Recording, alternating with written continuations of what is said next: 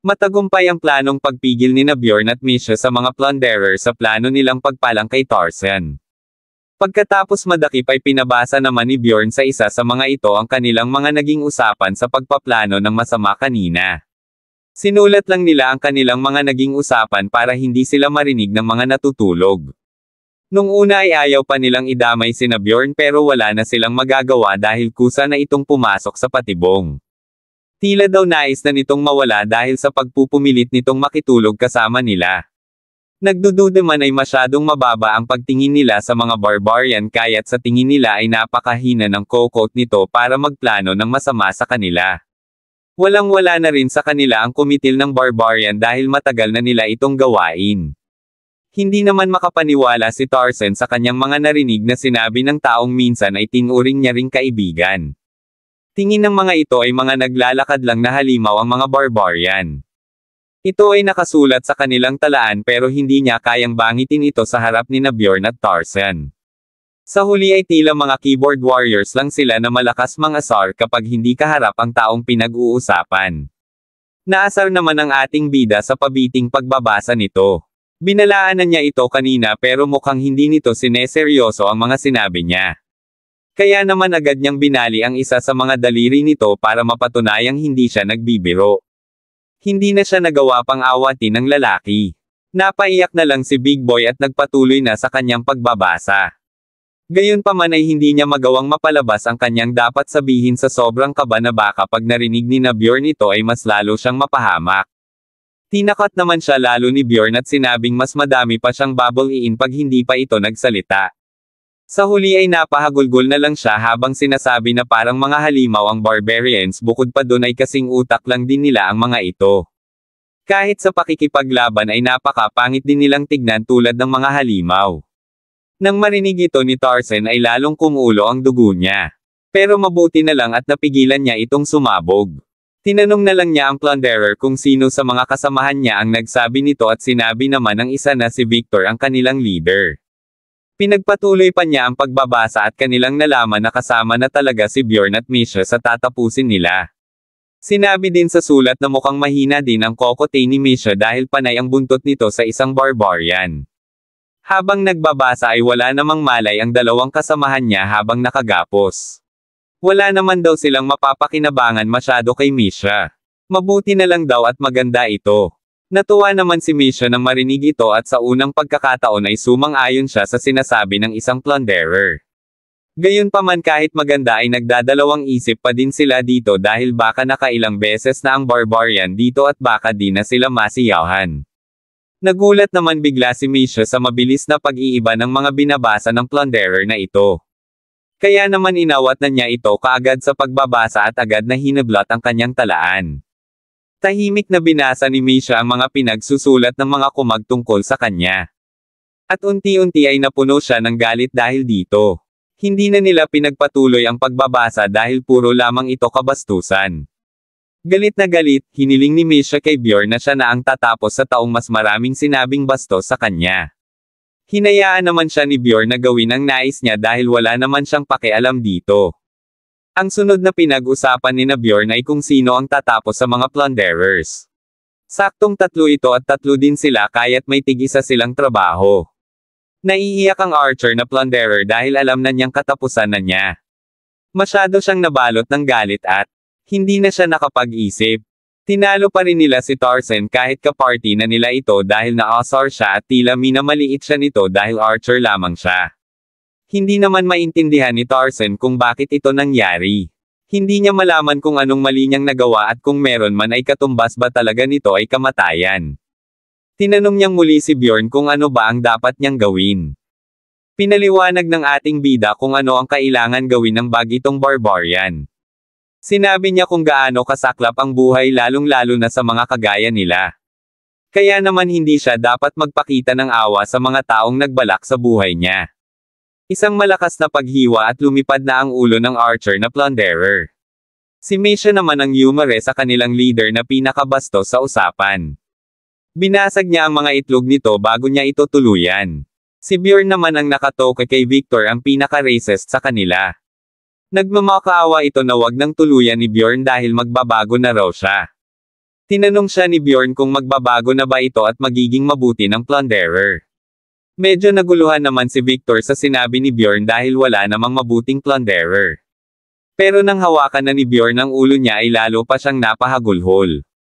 Sinabi niya na kahit anong nais ng ating bida ay handa siyang gawin. Handa siyang maging isang mabuting plunderer kung kinakailangan. Tingin naman ni Bjorn ay kung ano-ano na lang ang sinasabi nitong sagot sa tanong niyang trip lamang. Kaya naman tinuluyan na niya ito. Wala nang ibang paraan pa o aksyon ang makabubuting gawin nila sa sitwasyong ito. Talagang minalas lang talaga sila dahil narinig sila ng ating bida. Kung naging tahimik lang sana sila ay baka tiba-tiba na sila ngayon. Natapos na ang kanilang pagliligpit sa mga plunderers. Ginamo na ni Tarzan ang kanyang natamong sugat kanina gamit ang healing potion. Napansin naman ni Bjorn na tila unti-unti niya ito at sinasadya para mag-iwan ng peklat. Ang mga sugat kasi na ito ang nagsisilbing medalya o paalala sa mga maling desisyon ng isang barbarian. Ang mga peklat na ito ay makakatulong sa kanila sa kanilang paglakas. Pinapili ni Bjorn si Tarzan sa mga kagamitang naiwan ng mga plunderers. Nung una ay ayaw pa niyang kumuha dahil tingin niya ay hindi niya deserve ito. Pero pinaliwanag ni Bjorn na tumapos din naman siya ng isa sa mga plunderer kaya't may karapatan siya sa mga kagamitang ito. Sa huli ay tinanggap na niya ang sinasabi ni Bjorn at kumuha na siya ng kagamitan. Ang kanyang napili ay ang hammer na gamit ng kanyang ex-leader.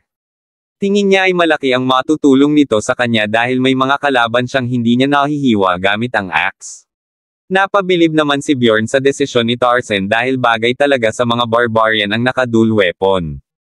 Tinanong naman siya ni Bjorn kung eto lang ba ang kukunin niya. Pati si Misha ay inoodyukan pa siyang kumuha ng iba pa. Pero tinanggihan na ito ni Tarzan dahil hindi rin naman kasya sa kanya ang mga ito. Pwede naman niya itong ibenta ika ni Bjorn. Sa huli ay napilitan ng kumuha si Tarzan ng ibang kagamitan. Inaya na siyang umalis ni Bjorn.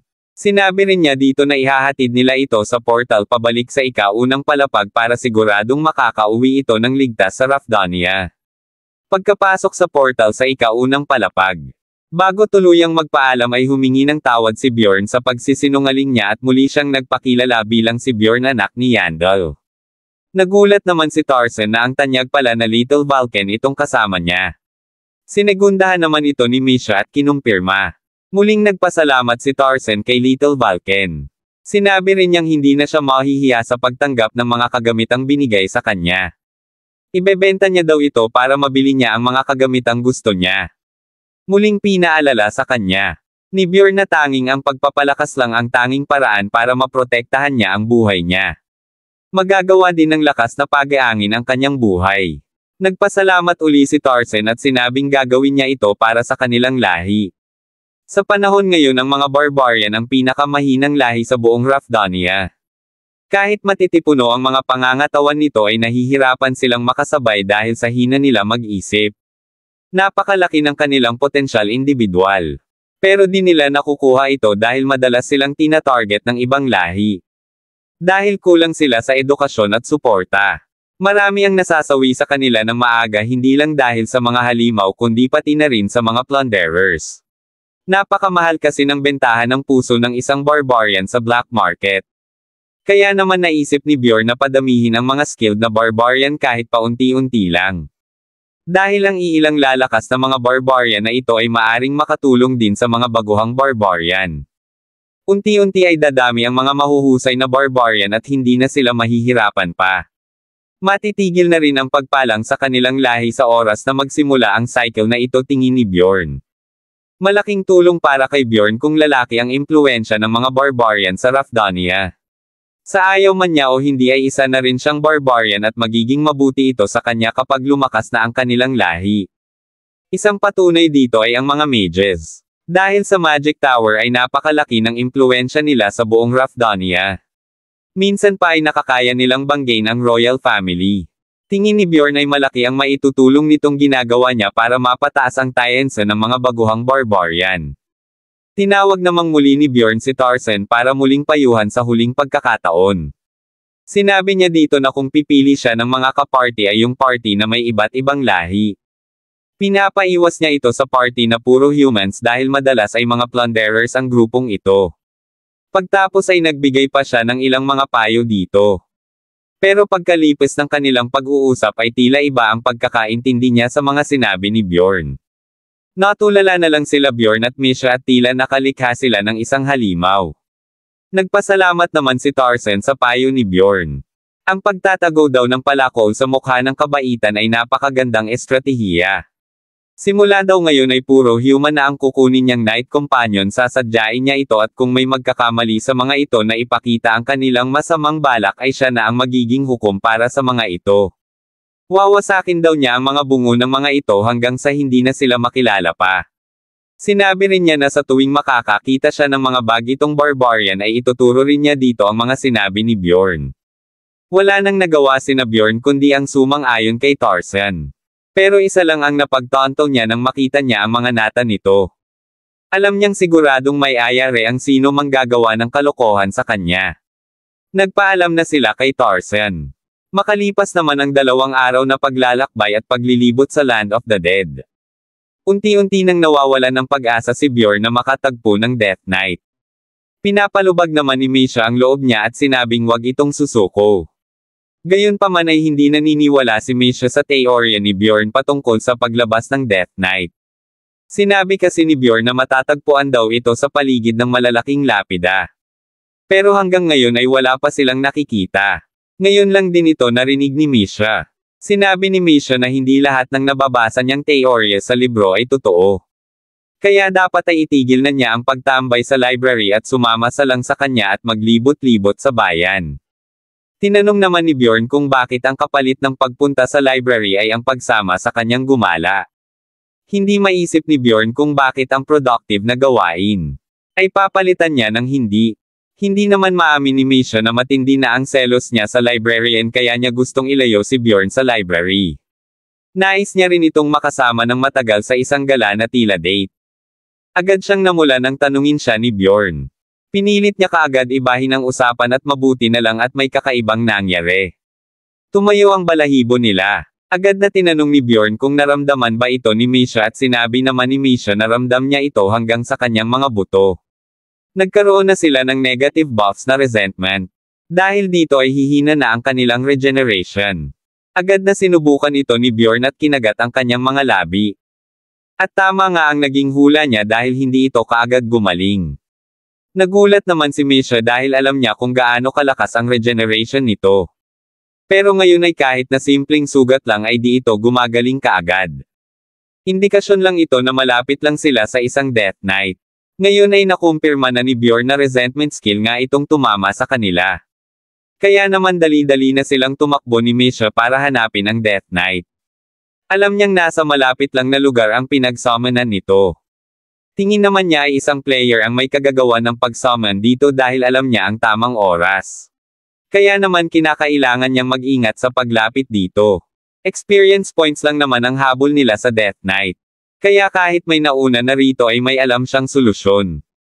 Tinanong naman siya ni Misha kung ano ang plano niya habang tumatakbo. Pero hindi siya sinasagot ni Bjorn at nananatili lang itong nakafocus sa gagawin niya. Sa di kalayuan ay natanong na nila ang isang grupo ng mga adventurers na nakikipaglaban sa Death Knight. Wala namang sabi-sabi ay agad nang lumundag si Bjorn sa laban. Nagbitaw siya ng isang malupit na hampas patungo sa Death Knight. Kill steal, isang matinding last hit at sa kanya na napunta ang experience points ng halimaw na ito. Hindi niya ito pwedeng palagpasin dahil 4 na puntos sa experience points ang bigay nito. Agad siyang nagpanggap na mangmang na barbarian. At pinalabas na pinagtatanggol o tinulungan niya lang ang mga ito. Ang lahat ay nagulat pati na rin si Misha dahil sa mga nangyari. Hindi naman inaasahan ng grupong ito na may biglang susulpot sa kung saan at aagawin ang kill nila. Sa huli ay nagalit ang mga ito kay Bjorn lalong-lalo na ang elf nilang kasamahan. Nagpapanggap naman ang ating bida na walang alam sa mga nangyari. Isa naman ang nakakilala kay Bjorn sa grupong ito. Kasama ito noon sa mga humarap kay Ryakis ang floor lord ng ika-3 palapag. Nakilala siya nito bilang si Little Vulcan. Naalala rin siya ni Bjorn. Siya yung lalaki noon na maraming nalalaman at halatang isang player.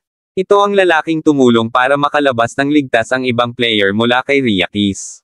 Nang malaman naman ng kanyang ibang mga kasamahan na si Little Vulcan itong kaharap nila ay agad na silang naniwala sa palusot nito. Tingin nila ay tunay at bukal sa loob ang ginawa nitong pagtulong. Sinabi nila na walang hero na gagawa ng napakababaw na kill steal. Kumalma na rin ang elf na kasama nila nang marinig ito. Ngayon ay napatunayan na ni Bjorn na sikat na talaga siya kahit sa ibang lahi. Hindi naman makapaniwala si Misha na lulusot ang ganong kasimpleng palusot. Agad namang nagpakilala ang lalaki kay Bjorn. Mukhang pinagtagpo talaga sila ng tadhana dahil ang pangalan ng lalaking ito ay Hans Christ Senador.